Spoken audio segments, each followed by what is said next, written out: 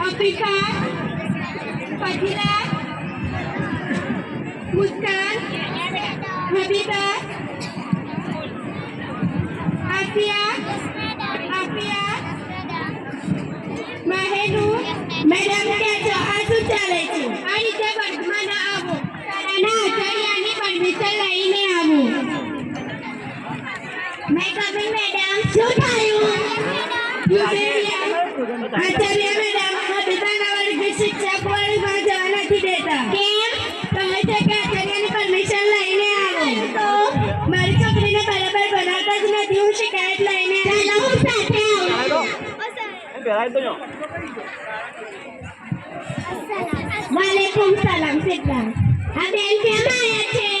તમે બધું બાળકોને ઘરે લખવા આપી દેશો તો તમે શું બનાવશો મારી છોકરી લખવા વાંચવામાં થોડી નબળી છે તેના પર ધ્યાન આપતા જ નથી એવું ના હોય બેન અમે નિયમ પ્રમાણે જ વિદ્યાર્થીઓને ઘરકામ આપે છે અને અમારા માટે દરેક બાળક સરખું જ છે દરેક બાળક સરખું જ ધ્યાન આપે છે ભૂલ તમારી છે તમે ધ્યાન આપતા જ નથી આ અમારા બીજા વિદ્યાર્થીઓને પૂછી લો તેઓ નિયમિત ઘરકામ કરે છે અફરીન ફજીલા મુસ્કાન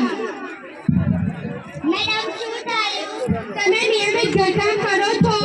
હા હબીબા નિયમિત યુનિફોર્મ પણ પહેરીને નથી આવતી આજે પણ નથી પહેર્યું મેડમ તમે શું જાણો છો આજે જે કપડાં પહેર્યા છે એ 2000 ના છે અને યુનિફોર્મ તો 200 રૂપિયાના હોય યુનિફોર્મ સસ્તા કે મોંઘાની વાત નથી પરંતુ શાળામાં તમારા બાળકના મિત્રો ગરીબ વર્ગના મધ્યમ વર્ગના અને અમીર વર્ગના હોય અને જો અમીર વર્ગના બાળકો આવા મોંઘા કપડાં પહેરીને આવે તો ગરીબ વર્ગના બાળકોનું દિલ દુભાય જેથી યુનિફોર્મના કારણે દરેક બાળકના સમાન કપડાં થાય અને અમીરી ગરીબીનો પ્રશ્ન દૂર થાય બાળકોમાં સમંદર શિસ્ત અને સભ્યતા સરખે અને બાળક શાળામાં આવતું હોય અથવા જતું હોય તો કોઈ ઘરના બાંધી શકે તો યુનિફોર્મથી તે બાળકની ઓળખ થઈ શકે અને તે ઘરના બાબતે તેની મદદ થઈ શકે તમારી છોકરી દર 2 દિવસ રજા ચિઠ્ઠી લઈને આવે છે અને સમયસર પણ ભણવા નથી આવતી હું રજા ચિઠ્ઠી લખી જ નથી આપતી કોણ પાસે રજા ચિઠ્ઠી લખાવીને આવે છે અલબત્ત કોણ રજા ચિઠ્ઠી લખી આપે છે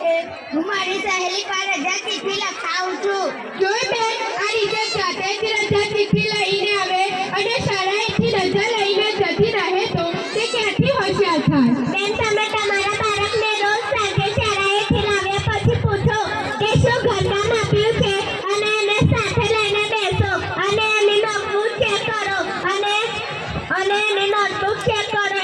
એને સમયસર યુનિફોર્મ પણ ચેન્જ કરાવો બને ત્યાં સુધી તમારા બાળકને મોબાઈલ અને સોશિયલ મીડિયાથી દૂર રાખો તો એ ભણવામાં વધારે ધ્યાન આપે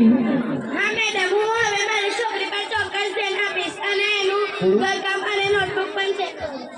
સરસ સરસ સરસ